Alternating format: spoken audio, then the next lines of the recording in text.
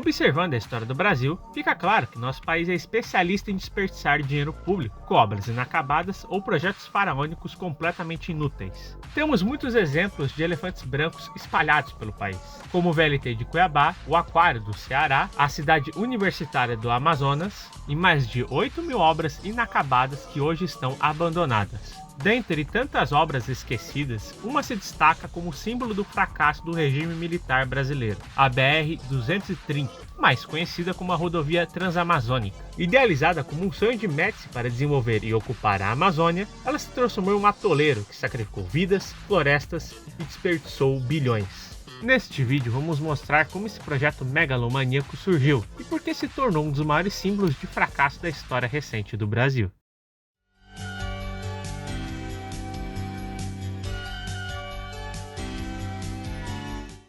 No início da década de 70, o Brasil era governado por Emílio Garrastamatsu Médici. Logo no início do seu governo, caiu um presente em seu colo, o milagre econômico. Isso porque entre 1968 a 1973, houve um crescimento do PIB de 10% ao ano. Consequentemente, o governo viveu um momento de bonança, com os cofres cheios e acesso a grandes empréstimos internacionais, o que levou o governo a vender a imagem de um Brasil grande, com diversas propagandas patrióticas enaltecendo as conquistas do Brasil. Esse foi o cenário perfeito para os militares realizarem um desejo antigo de colonizar e explorar a Amazônia. Para disfarçar o interesse em explorar as riquezas da Amazônia, eles esperaram a oportunidade perfeita, que surgiu durante uma visita de Médici ao Nordeste no dia 6 de junho de 1970. Durante a visita, Médici ficou assustado com a seca que atingiu 1 milhão de pessoas e quis encontrar uma solução. Até porque milhões de pessoas passando dificuldades nas terras áridas do Nordeste não faria bem para a imagem do Brasil, que tentava vender a ideia de que se tornaria a próxima potência mundial. De volta a Brasília, Médici reuniu seus ministros e traçou um plano ambicioso: integrar o Norte, pouco povoado, ao Nordeste. 10 dias depois de sua visita ao Nordeste, foi anunciado o PIN, Plano de Integração Nacional, que tinha a rodovia Transamazônica como prioridade.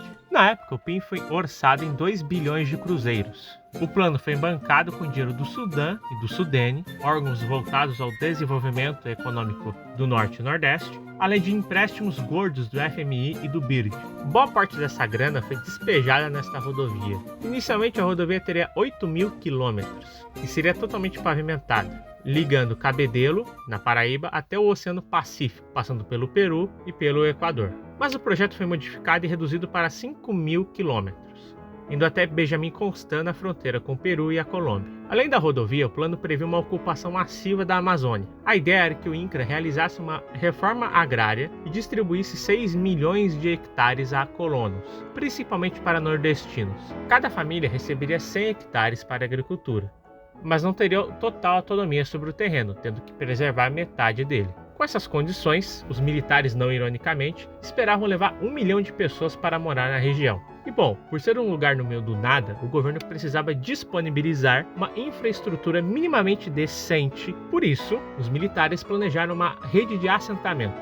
Os assentamentos mais simples seriam as agrovilas. Estava planejada a criação de 100 delas, instaladas a cada 10 quilômetros da rodovia, com 48 a 64 casas, além de uma infraestrutura básica com escolas, capelas, armazéns, farmácias e clínicas. As cidades de médio porte seriam as 15 acrópolis, instaladas a cada 50 quilômetros do percurso, com mais de 500 casas construídas e reuniriam 2,5 mil habitantes. Além da infraestrutura básica, teriam escolas secundárias, pequenos comércios e um posto de gasolina. Por último, o assentamento mais completo, as rurópolis, seriam localizadas a cada 150 quilômetros da rodovia e forneceriam os serviços mais completos como hospitais, postos de saúde, escolas técnicas, bancos, hotéis e até mesmo aeroportos. Com o projeto pronto, os militares iniciaram a construção do sonho de Médici. No entanto, desde o início das obras, os problemas surgiram aos montes, transformando o processo de construção da Amazônia um verdadeiro pesadelo.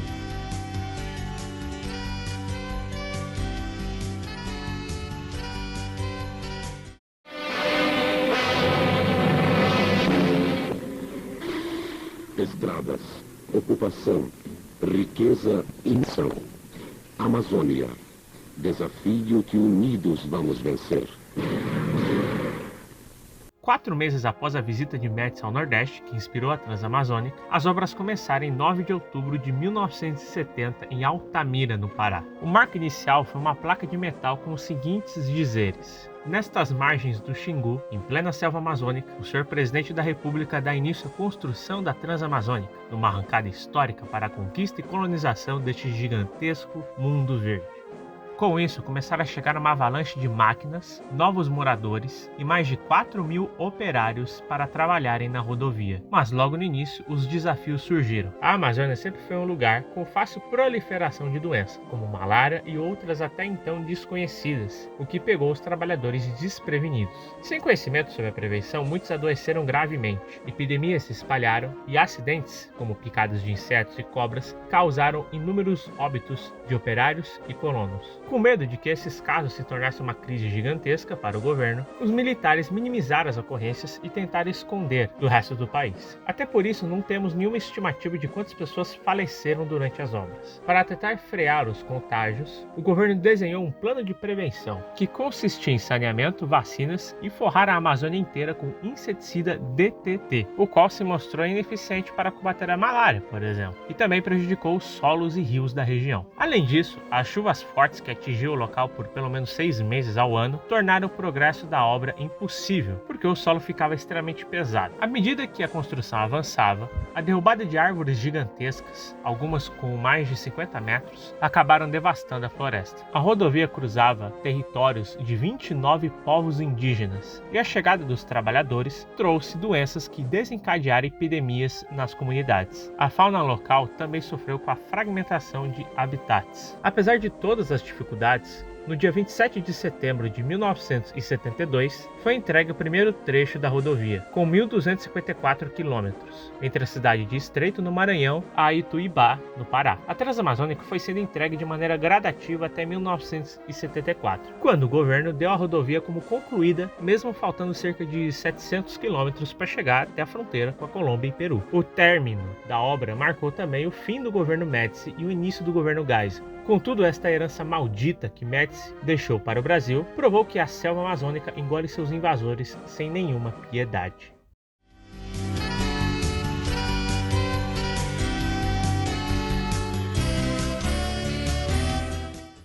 Passados 50 anos da concepção deste sonho imbecil de Médici, essa é a realidade da Transamazônica. Ao contrário do projeto original, a rodovia nunca nem chegou perto dos 5.000 quilômetros que deveriam ter sido construídos. Além disso, a Transamazônica enfrenta problemas graves de infraestrutura decorrentes da incompetência dos militares. Isso porque a maior parte da rodovia não tem sinalização, iluminação e nem está pavimentada. Para ser exato, só 10% do percurso está pavimentado. A estrutura da estrada é tão precária e mal planejada que foram construídos até pontes de madeira que não aguentam uma pequena carreta e desabam, o que gera custo para o governo. Pior que o fracasso da rodovia foi a ridícula tentativa de colonização da Amazônia. Lógico que no início das obras havia um frenesi por conta das terras que o INCRA estava distribuindo. Chegou a ser registrado a vinda de 250 colonos por dia. Mesmo assim, o INCRA distribuiu terrenos para somente 900 famílias. Mas após a conclusão da rodovia, a região ficou abandonada e a precariedade da rodovia, aliada à falta de acesso à saúde e educação, afastou os agricultores e os moradores das agrovilas. Hoje, restaram desta colonização apenas 20 agrovilas, 3 acrópolis e uma rurópolis. Nem as cidades que sobraram conseguiram atingir um bom desempenho educacional ou atingiram a autossuficiência financeira. Acabou que as cidades têm péssimos índices de IDH e dependem fortemente de dinheiro do governo. A BR-230 também gera custos altíssimos para ser mantida, porque por ser basicamente uma rodovia de terra, ela está sujeita a atoleiros, erosões e chuvas fortes. Embora não haja informações sobre o quanto o governo gasta por ano para manter a rodovia, em 2018 a DENIT gastou 700 milhões de reais na manutenção de um trecho de 1.500 quilômetros no Pará. Desde sua idealização, a Transamazônica já dava sinais que iria fracassar, até porque foi um projeto feito em 10 dias e nas coxas, sem a realização de estudos de viabilidade tanto da rodovia quanto da colonização da região. O único legado deste delírio de Médici foi um desastre ambiental que contribuiu para o desmatamento de mais de 100 milhões de metros quadrados e a facilitação do transporte de minérios e madeiras ilegais. O sonho de Médici custou 2,1 bilhões de reais e não conseguiu gerar riquezas para o país, não conseguiu integrar o norte com o resto do país, não conseguiu ocupar a Amazônia e nem sequer foi finalizada. A Transamazônica não é apenas um símbolo de fracasso para os militares, mas também para o Brasil como um projeto de país, porque a desorganização, aliado com o populismo barato e a corrupção, anulam qualquer possibilidade do Brasil construir qualquer coisa para se desenvolver.